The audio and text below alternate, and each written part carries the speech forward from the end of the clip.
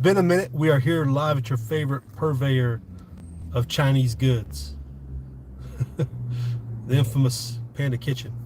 Hope everybody's doing good. It's been a minute since we had a live, and since we're getting the necessary amenities from the Chinese place, it's gonna be a few minutes. So thought I'd check in. Let me flip around here.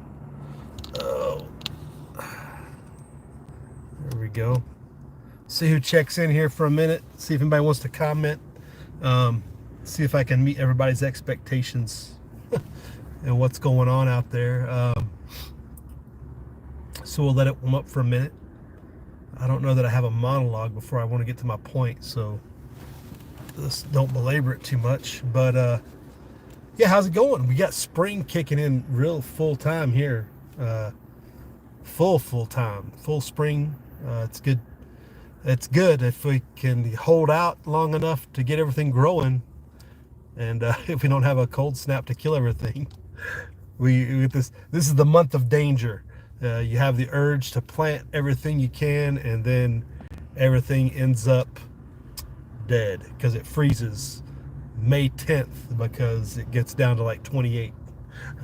So you got to be really careful this time of year to what you're planting, when you're planting, and whatnot. But yeah, Thursday Throwdown. What has been going on? So one thing I wanted to hit up was we've been really focused on the economic situation here. I mean, really since 2020, the collapse started, and we're in full effect on the downtrend of the dollar and everything else over the years. And we've been watching the price of the metals and stuff, and that's been ongoing in a hyper speed rate, especially the last 6 months or so. Hey, what's up, Joe? We got Johnny Depp and Nickel. Nickel has checked in. What's up? Nickel's hitting the like button. He knows what we like. All those comment, like, subscribe, as Salvate would say. Good to see. I am now the tariff channel. Oh, right. Like Nickel's hitting the tariffs hard. Nickel's giving them all kinds of grief.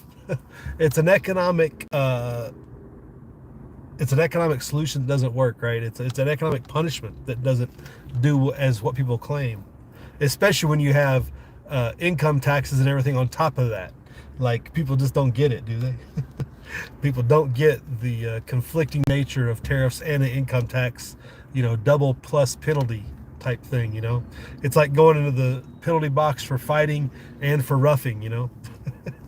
But yeah, the economic situation we've been really focused on. It is obviously a very important issue to be ready for and everything.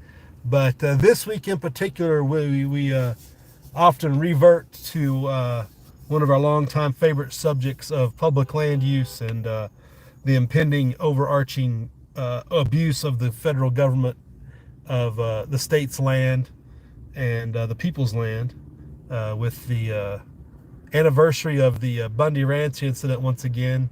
Did a quick short snippet out of a video from back then. We did that 1 year review compilation from the Green Dragon, and so I just took a snippet out of that.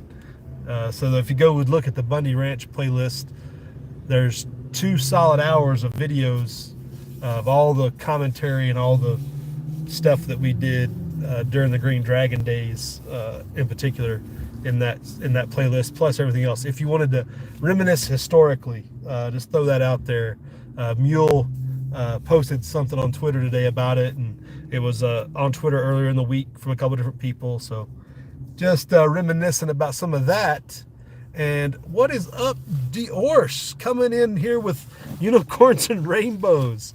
It's all unicorns and rainbows, right, Diorce? It's all going to be fine. It's going to be fine. And I'm here at the purveyor of the Chinese goods, so I can't stay too long, but I figured it'd be about 20 minutes before they're ready, so I got to time myself accordingly. It is a busy time of the day, but they're still pretty good about getting things done quickly. But so Diorce, hope you're doing good. Diorce building bomb-proof fences.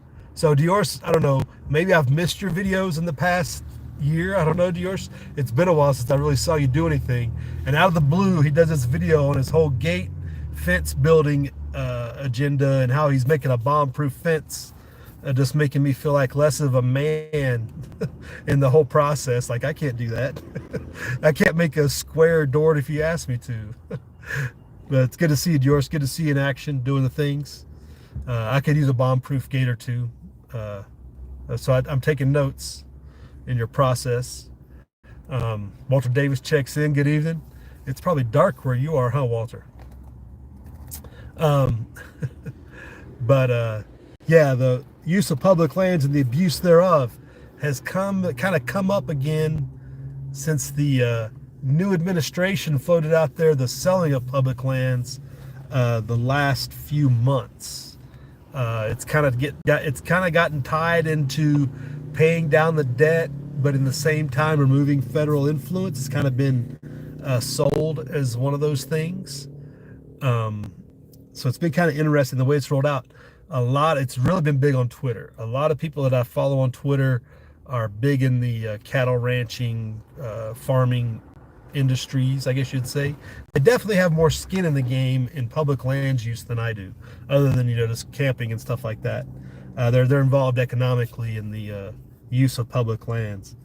So they're definitely coming out strong again in the opposition of the sellout of public lands.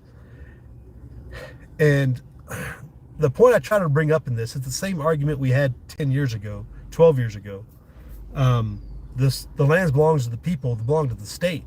The state should have never had the land taken from them to begin with, because especially Nevada in particular, and many of the western states as well, were not brought in on equal footing with the other states because they had to cede federal land before they even were organized as a state. It was just taken from them outright and not paid for with no just compensation, as the Constitution states. And this week kind of brought that back in my memory, and I've been kind of discussing this on Twitter a little bit. But the people that are very adamantly against this economic sell-off of public lands are also,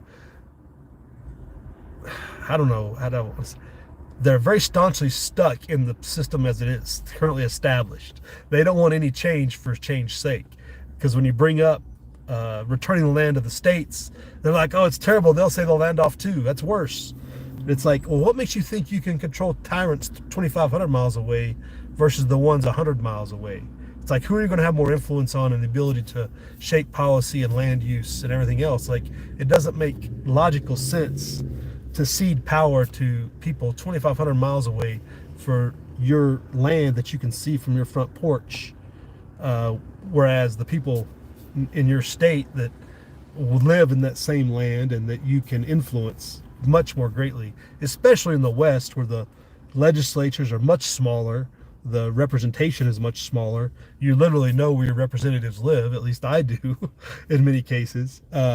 Your influence is a lot greater and you have a bigger voice, and it's not like you're the only one. I don't know if people they just feel set in this idea that they have to support the current thing, because looking back again 12 years ago, the current thing is what created the issues of Bundy Ranch and of the EPA going in and shutting down guys for their pond on their property, and all the other, the mining use, the gold. What was the name of the mine in Oregon? I even forgot about Sugar Pine Mine.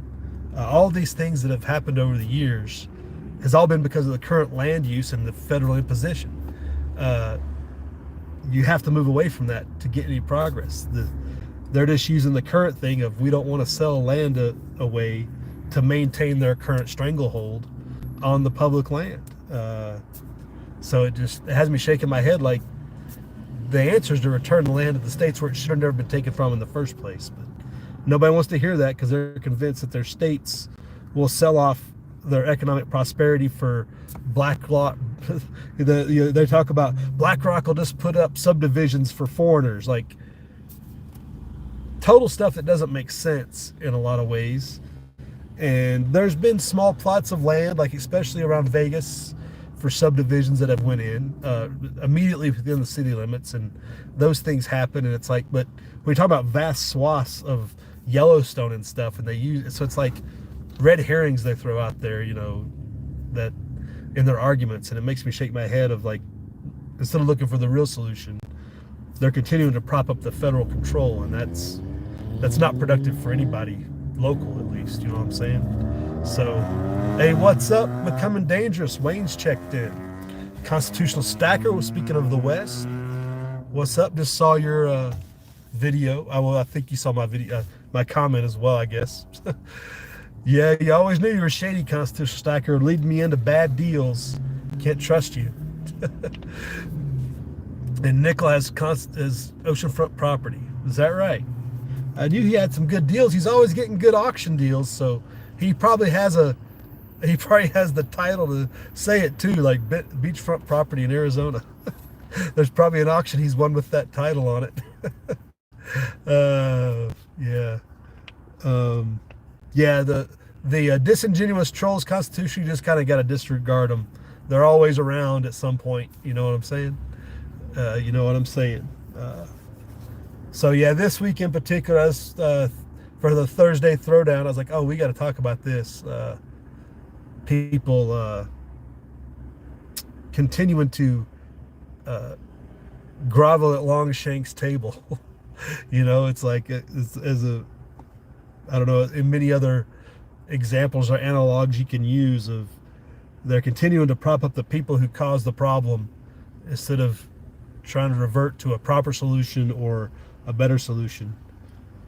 Because I agree, the federal government shouldn't get one dime from any public land that they try to relieve themselves of. The state shouldn't have to pay for it. Nobody should have to pay for it. It should go back to the state to be adjudicated as their property and the land of the people there. There should not be one dime that goes to Washington, D.C. because, you know, the feds want to parcel off some land to somebody. That's not the way it should work at all, not even in the slightest. So that's a couple of my issues with that recently, in particular on the Twitter. That's hit pretty hard, and with this week coming around, it's like even kind of brings all that old stuff up. You know, me and Tony for a couple of years, that was the big thing, you know, me and Reb, and going to BLM meetings and other things like, what are you guys trying to do here? You know, it's like, where do you get your authority from, your abuse of your authority? So what's Walter got to say? Just because it's federally owned doesn't mean it's safe. John McCain worked a deal for part of monuments to go strip mined. Is that right? I don't know if is that ongoing, or is that just because one thing with mining leases, they take years to develop. So he could have passed it through and it still not be going after he died. Wayne says absolutely no arrests so far. The new king is the same as the old. Oh, you're gonna way out. You're gonna be off topic, Wayne. You start talking about that. All those false promises. Who could have expected that there would be a false promise from a known you know, con man out of New York City? You can always trust New York Democrats, right? And you know, you want to, you know, take heed and give credit for some of the. It's all the foreign policy stuff is on point, right? The border, getting, you know, fixing immigration policy so that it's actually beneficial for the American people, closing the border from criminals and stuff, everything like that. Like all the foreign policy stuff seemed to make sense, except for the Houthi bombing and trying to bomb Iran into World War III and stuff like that. But a lot of it's the internal stuff for the federal government shouldn't have any say, and it should be a state's issue or whatever, that everything gets all jumbled up and messed up. And then you get into the weakening of the dollar and the economics of it. It's like, you know, he's just trying to empower the Federal Reserve Bank. If you call for the weakening of the US dollar, you're directly ceding power to the central bank. That's just the bottom line. So he's providing cover. He's making it seem like him and Powell are at odds. He made the statement yesterday, I guess, that he couldn't wait for Powell to be ousted or win. That just, you know, what he's calling for actually gives the Fed power. It's like they're playing everybody for fools. But now you got me off topic. We're just going to go down this.